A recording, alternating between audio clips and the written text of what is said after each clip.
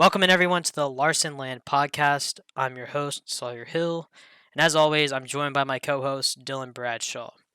We come on here every single Wednesday and talk about all things involving the 2021 NASCAR Cup Series champion, Young Money Kyle Larson.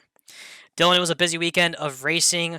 Probably the biggest day in all of motorsports. On Sunday, we had the Monaco Grand Prix, the Indianapolis 500, and the Coca Cola 600 later in the night. I just got back from Indy yesterday. What race was your favorite of the day?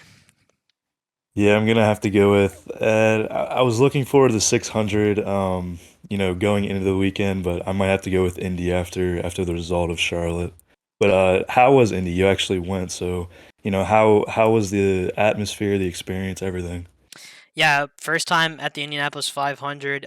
Truly an awesome experience. All it was made out to be. I kind of never really understood the magnitude of the event until you're really there in person. And, um, you know, during the pre-race ceremonies, just all of the you know songs, the national anthem, everything performed, the Thunderbirds flying over during the pre-race. Just really on Memorial Day weekend, you feel like a true American there in the stands, and it was an awesome race. I mean, IndyCar's a lot different than NASCAR, obviously. Um, we sat in turn four, and you know, cars just flying by. Hard to even comprehend that type of speed around that place, especially compared to a NASCAR vehicle. We were there rooting for Jimmy Johnson, obviously, and Jimmy put together a pretty good race. I think for his first time out there at the Indianapolis Motor Speedway in an Indy car, that is. He kept it pretty smooth all day up until 5 to go, when unfortunately he crashed out of the race. But I was glad to see that Chip Ganassi Racing and Marcus Ericsson were able to pick up the win. Definitely felt bad for Scott Dixon there um, with the pit road penalty. He was really dominant all day. Yeah, I was really surprised watching the end of the race with Dixon. Just unfortunate there with him. Thought he was going to pick that one up, but kind of going into Charlotte. Just wanna what's your initial thoughts going into Charlotte? Like, what did you expect? Was it what you expected? I personally did not expect the caution fest, and I did not think it would end up being the longest NASCAR race ever recorded. So yeah, what's your initial thoughts? Well, I think first and foremost, I was expecting Kyle Larson to have a good car going into Charlotte. I mean, in practice on Saturday, he did post the fastest time of everyone before, unfortunately, hitting the wall and suffering some damage that forced him to be unable to post a time in qualifying for the event. So he started in the rear, and we knew from the start of the race that Kyle Larson was going to be charging up through there quick. And what we didn't know was that Kyle Larson was going to have to charge back from the back of the field probably 5 or 6 times throughout the course of the night. Yeah, it was pretty insane. At starting the race, he was proving to be the fastest car out there. I'd say, within I think it was 18 laps, he was already up to 18th, and he started 36. So then we got our look at Larson, getting screwed over relatively early on. He got sent to the rear for removing equipment, and he made his way back up, cracked the top 10 for a little bit, and then made some contact with the wall, and he made it up to eighth there, and then he got sent back to the rear again, and for equipment interference, then he spun. We saw a little the fire issue on pit road, where his pit stall was on fire, the car was literally on fire, so back to the rear again, and yeah, just insane. He was proving his dominance, and he made his way through the pack to pick up a third place finish in stage three, and then we saw stage four, unfortunately, how that panned out. Yeah, I mean, it was one of those nights. I mean, it feels like we're beating a dead horse at this point, but I mean, Larson has just everything that could go wrong has gone wrong for him so far this season. Not to be down on this season, because it has been a good one so far. I think Larson has 7 wins across everything he's ran so far this year, which is um, nothing to be uh, you know ashamed of. Obviously, I mean, Larson is just good in whatever he gets in. But yeah, as far as the NASCAR side of things goes, just Charlotte was a tough one. I definitely there at the end of the race. I was not very happy with some of the other drivers there. I think Chase Briscoe, he's kind of pushing it for me. I mean, I've always been a guy that kind of supported Chase Briscoe, but this year he's kind of making some moves that I don't agree with. You know, we saw back at the Bristol Dirt with Tyler Reddick, him kind of sending it there, trying to get the win, and costing Tyler Reddick the race win. And then this week, you can kind of argue that he costed Larson the win there with 2 to go, just sending it and spun out, brought out the caution. And at that point, I pretty much knew that Larson was it was gonna be tough for him to take home the win. Yeah, definitely. We caught a glimpse of some typical Kyle Larson material, getting screwed out of a race win with a late caution and Briscoe once again driving in over his head, overstepping his place and taking a shot at position he has no business being in. And he just spun out, caused that caution, and set up for overtime. And it's pretty much all she wrote from there.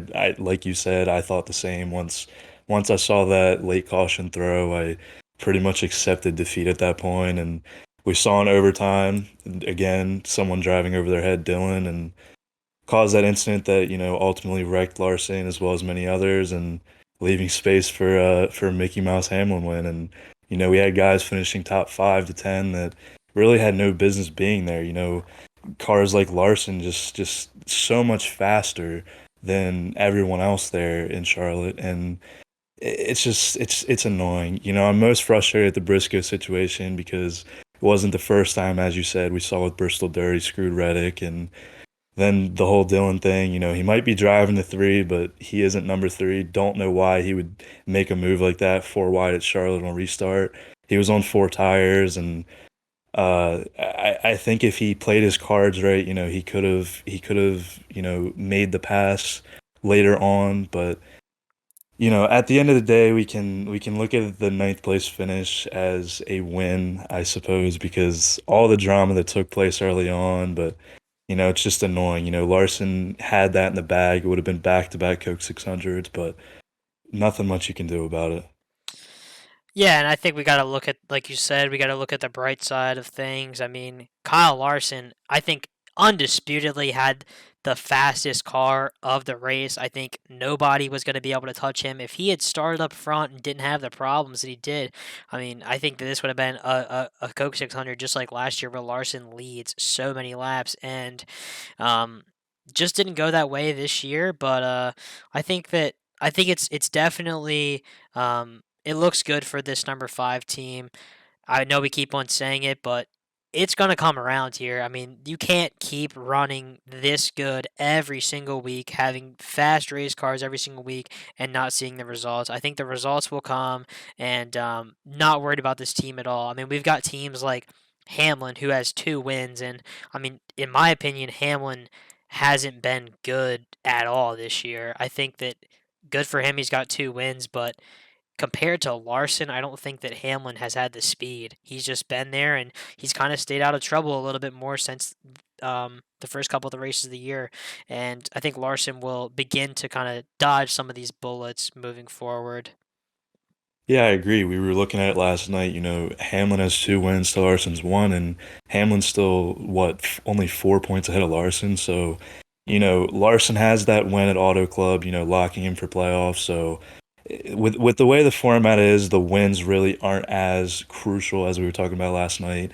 Of course, we would want to see him win, but as long as he keeps stringing together some good finishes as he's been doing, they've been good. He's been very fast, so his time will come. But just keep stringing these good finishes together, and he should be fine come playoff time. So, kind of moving on a little bit here past Charlotte, we'll talk about worldwide technology in a little bit, but kind of just want to go back to the beginning of last week with some of Kyle's dirt racing. There at the Millbridge Speedway, Kyle Larson competed in the first ever Extreme Outlaw Midget Series race and the second ever race to be contested there at the Millbridge Speedway for the Extreme Outlaw Midget Series. And Kyle Larson was fast both nights with the midgets. On night one, I mean, he had to come through the B main in night one due to some issues there earlier in the night, but he came up from 15th, was running, I think, third and going for second place before he had some contact. I think stalled the car or something happened weird with it, and he ended up pulling off and finishing 16th that night. And then on night two, he started 11th and worked his way up all the way up to second, and a late race restart. He kind of just sent it going into turns one and two and was up on the cushion and had a big flip. Thankfully, he was okay after that incident, but Larson really looked good in the midget. In the micro side of things, he finished third on the first night, and on the second night, he was able to pick up the win. I think Larson is going to be hopefully running some more midget stuff here as we get going uh, this season. Yeah, Larson looked really good in the micros. He made his way up for that win after starting in 12th, and then we saw him immediately take over in the midget after the micro race, and he started 11th, but he was sent to the rear early. It seemed that his car shut off or something, and then he fought his way up to third, and then unfortunately saw him go into that scary flip with only four to go. Thankfully, he walked away okay, but yeah, that midget was pretty destroyed. And then just last night on May 30th, he was at Lawrenceburg, and he was super fast there. He went from 16th to ninth within 3 laps, and he made his way up, got up to second with one to go, and once again screwed with the late race caution in typical Larson fashion. And he was about to take the lead from Hans Shield coming out of turn one and into two, and Schuart held him up, and it was pretty much it from there. And Hodshield got the win, but he's just been on fire as of late. Hodshield has 3 wins in the last 4 races, so nothing too crazy there. He's just been pretty unstoppable in that sprint car. Yeah, Sheldon Haudenschild has been awesome this year. He picked up his fifth win of the season with the World of Outlaws NOS Energy Drink Sprint Cars. Just kind of touching on some of the stats for Kyle Larson over the past 5 races with the World of Outlaws NOS Energy Drink Sprint Cars, he has finished in the top two. He's finished second his 4 out of the last 5 races, and he did pick up that win at Attica a week ago. And I mean, Larson has been stringing together some really good finishes in that sprint car. I think the next step is kind of just qualifying a little bit better. I think all of these races he's kind of had to start more closer to the rear, and he's had to dig his way through some traffic to get there. Last night, exactly that. It was the third biggest mover of the season, I believe, for the World of Outlaws. So he did pick up the Hard Charger award last night, but Larson, I mean, he is really good in this sprint car, and I think some of these races, if he just had a little bit more time, man, he could have had, instead of 4 second place finishes, 4 more wins just as easily. Yeah, Larson's been running insane in the sprint car this year, and we've talked about it in previous podcasts. Just not even just dirt, even NASCAR. He qualifies well, and it usually translates to him finishing well in the race. So yeah, just qualify well, and he's always a contender no matter what car he's in, especially the sprint car. Going back to his roots, he has the most experience in the sprint car, so it's really not surprising. But yeah, just love seeing him in that sprint car, and it's always a show when he's in that sprint car. Yeah, for sure. And I mean, last night was definitely a treat. We weren't really kind of expected him to be at that Lawrenceburg event. He won it the past 2 years, but really didn't hear anything about it until the day of, and it was a nice little Memorial Day show there at Lawrenceburg. And just looking forward to kind of some more late model stuff this week. Looking ahead to the schedule for this week's racing for Kyle Larson. He's going to be back with the Flow Racing Night in America series. I know there was kind of some confusion about that. I think a lot of people thought that Kyle was going to compete for the championship in that series as he finished second last year to Jonathan Davenport, but he did miss the last 3 events with this series, but he's going to pick back up at the Tri-City Speedway there in Grant City, Illinois, which is really close to the track NASCAR is racing at this week, the Worldwide Technology Raceway, or as it was formerly called, Gateway. But Tri City is going to be some exciting racing. He's going to be in the late model there on June 1st, which is Wednesday. So if we're recording this on Tuesday. it'll be going up Wednesday, and Kyle Larson will be on the track Wednesday with the Flow Racing Night in America Series. And on Friday with the World of Outlaws Case Construction late models. So kind of been a couple weeks here without some late model stuff, but I think Kyle's last race he did pick up the win at the Charlotte Motor Speedway dirt track. So I mean, I think Kyle can kind of honestly pick up where he left off there at Charlotte. Yeah, busy week for Kyle. He's got those three dirt races, and then as you've mentioned, Worldwide Technology. It is the first Cup Series race there, and so I usually go over the stats, but since it's the first race, there's nothing to cover there. But as far as the track goes, it's kind of unique in shape. It has different banking on each side of the track, and the best comparison, I mean, I would say would be a flat Darlington in a way. So it'll be kind of interesting to see how it pans out in the next gen cars, since we have some other flat tracks in the schedule with New Hampshire and Pocono coming up. So yeah, I think it's going to be an interesting race. It's an interesting track. Yeah, just excited to see it. Yeah, I think yeah, like you said, it's a very unique track there at World by Technology. Um, kind of egg-shaped track like Darlington is, and I know IndyCar has raced there in the past, and we've seen some Truck Series races, and all have been really good races from what I have watched, and looking forward to seeing the next gen car on the track. Hopefully, we don't have any tire issues, which seems like we've just had tire issues every single week. But on a short track, hopefully it's a little bit better racing. I guess we'll just have to wait and see on that one. But as far as the dirt stuff, like I said, Tri City Speedway on actually Wednesday, Thursday, and Friday night there in Granite City, Illinois. And actually, it was just confirmed before we record this podcast that Kyle Larson will be running the CB Industries Chad Boat number 86 midget on the Thursday night show with the USAC National Midget Championship, and really looking forward to that one. Kyle Larson actually won in the midget at Tri City twice with USAC back in 2011 and 2012. Long time ago, Dylan, over 10 years ago.